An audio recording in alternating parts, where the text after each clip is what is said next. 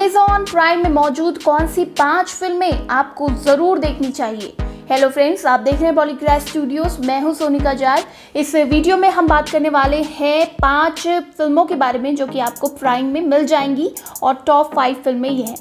तो वीडियो शुरू करते हैं, वीडियो आखिरी तक जरूर देखिएगा। तो इस लिस्ट में सबसे पहला नाम आता है थप्पड़ का, जो कि साल 2020 में रिलीज हुई थी। इसे डायरेक्ट किया था अनुभव सिन्हा ने। अनुभव सिन्हा एक बहुत अच्छे डायरेक्टर हैं और अक्सर अपनी फिल्मों से सामाजिक मुद्दों पर रोशनी डालते ही रहते हैं। उन्होंने आर्टिकल 15, मुल्क जैसी फिल्में दी हैं और इसके लिए काफी सारे अवार्ड्स भी उनके नाम हुए हैं। थप्पड़ के जरिए भी एक अहम मुद्दा उठाते हुए वो नजर आए और सभी को प्रेरणा दी। और खासकर ये फिल्म उन औरतों के लिए थी जो आज भी घरेलू हिंसा का शिकार बनी हुई है। अनुभव सिन्हा की हर फिल्म अलग ही अंदाज में आती है, अलग ही अंदाज में उनकी सारी चीज़ें बता देती हैं और फिल्म के डायलॉग और किरदार के एक्सप्रेशंस, ये सारी चीज़ें होती हैं जो कई अनकही बातों को ऑडियंस तक पहुंचा देती है। इस फिल्म में एक पति पत्नी की कहानी दिखाई गई थी जो कि अच्छे खासे खानदान से थे, अमीर, पढ़े लिखे, सिविलाइज्ड। उनके घर में एक पार्टी होती है जहां गुस्से में आकर पति अपनी पत्नी पर हाथ उठा देता है। इस फिल्म के मेन कैरेक्टर का नाम है अमृता, जिसे तापसी पन्नू ने प्ले किया है। जिस पर सबके सामने उसका पति हाथ उठा देता है, वो उदास हो जाती है। इस सब के बाद उसका पति उससे बात करने तो आता है लेकिन माफ़ी नहीं मांगता। बगैर माफ़ी के अपनी नौकरी के चलते प्रॉब्लम्स को उसको बताने लग जाता है। इस फिल्म में समाज का अंधापन बहुत अनोखे तरीके से दिखाया गया है।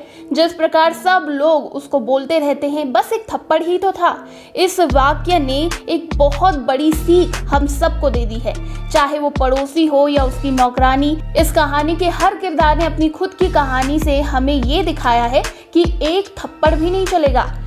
ये फिल्म 2020 की सबसे अच्छी फिल्मों में काउंट की जा सकती है, जिसे आपको जरूर देखना चाहिए।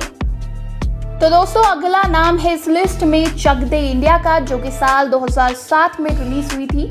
इस फिल्म का मेन कैरेक्टर है कबीर खान, जिसका किरदार निभाया है शाहरुख खान ने। बहुत बखूबी निभाया था और ये एक हॉकी प्लेयर हुआ करते थे, एक बहुत मशहूर। लेकिन कुछ हालात ऐसे हो गए कि मीडिया वालों ने इन पर गद्दारी के झूठे इल्ज़ाम लगा दिए गए, जिसकी वजह से उन्हें हॉकी छोड़ना पड़ा। अखबारों में खबरें छपती थी कि ये मैच फिक्सिंग करते थे और सामने वाली टीम से इन्होंने सौदा भी किया था। इस वजह से इन्हें अपना घर भी छोड़ना पड़ा। लेकिन 7 साल बाद ये वापस लौटे। आगे जाकर वुमेन हॉकी टीम का कोच बनता है इंसान, उनकी ट्रेनिंग लेता है ताकि वो उन्हें वर्ल्ड कप तक ले जा सके और उन्हें जिता सके। इंडिया में स्पोर्ट पर बनी फिल्मों में से ये एक बेहतरीन फिल्म मानी जा सकती है। इस फिल्म में पहली बार वुमेन स्पोर्ट्स टीम पर कोई फिल्म दिखाई गई थी। इसमें ये भी दिखाया गया था कि लड़कियों को वहाँ तक पहुँचने में किन किन कठिनाइयों का सामना करना पड़ता है, कैसे सारा समाज उन्हें नीचा दिखाने की कोशिश करता है। इस फिल्म में टिपिकल बॉलीवुड गाने नहीं है, पूरा फोकस कहानी में किया गया है। इस तरह से महिला सशक्तिकरण की एक अच्छी खासी मिसाल ये फिल्म हमें देती है और बहुत अच्छी फिल्म है, जानी मानी फिल्म है। तो ये फिल्म आपको ज़रूर देखनी चाहिए। इसके बाद नंबर आता है राजी का, जो कि साल 2019 में रिलीज हुई थी और इस फिल्म में आलिया भट्ट और विकी कौशल नजर आए थे। इस फिल्म की कहानी में सहमत, एक हिंदुस्तानी जासूस अपने देश के लिए एक पाकिस्तानी आर्मी खानदान में इकबाल नाम के लड़के से शादी कर देती है। उसका पति भी आर्मी में होता है। वो उनके घर पाकिस्तान रहने चली जाती है। वहाँ से वो टिप्स भेजती है और हिंदुस्तान पर होने वाले हमलों की सारी जानकारी देती है।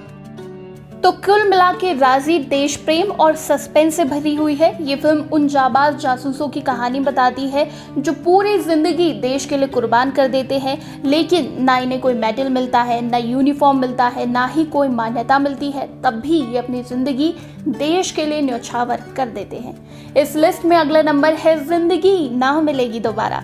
जोया अख्तर की ये फिल्म है और अलग ही कहानी पेश करती है।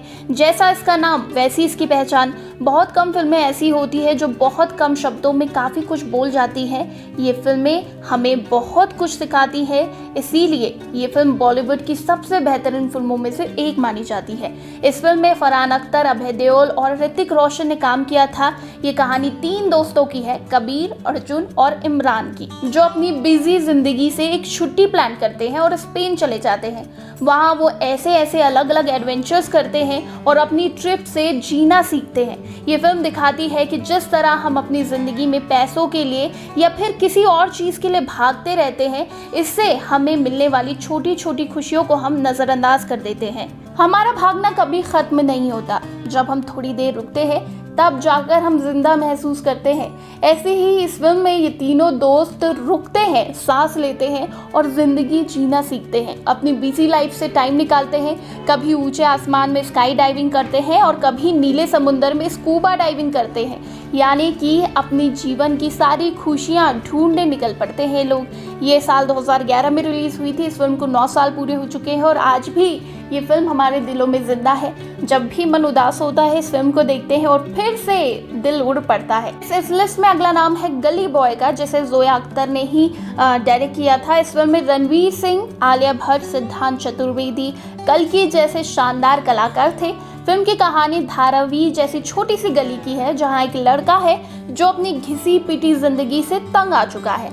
मुराद एक ड्राइवर का बेटा है जिसने खुद के लिए बहुत बड़े बड़े सपने सजाए हैं। उसको रैप सुनना बहुत पसंद है और वो खुद एक दिन बहुत बड़ा रैपर बनना चाहता है, लेकिन उसके और उसके सपनों के बीच बहुत सारी कठिनाइयाँ आ जाती हैं।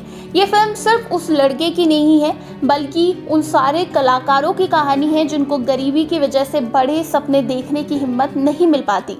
इस फिल्म में जोया अख्तर ने समाज के 2 पहलुओं को पेश किया है। फिल्म बेहतरीन है, इसे 8.1 की IMDb रेटिंग भी मिली है, तो आपको ये फिल्म ज़रूर देखनी चाहिए।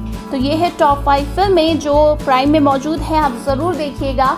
और अब अगर आपने ये फिल्म नहीं देखी है तो आप देखेंगे ज़रूर। कौन सी फिल्म सबसे पहले देखेंगे हमें नीचे कमेंट सेक्शन में ज़रूर बताइएगा। और इसी तरह के दूसरे बॉलीवुड अपडेट्स के लिए सब्सक्राइब करें हमारे चैनल बॉलीग्राफ स्टूडियोज़ को।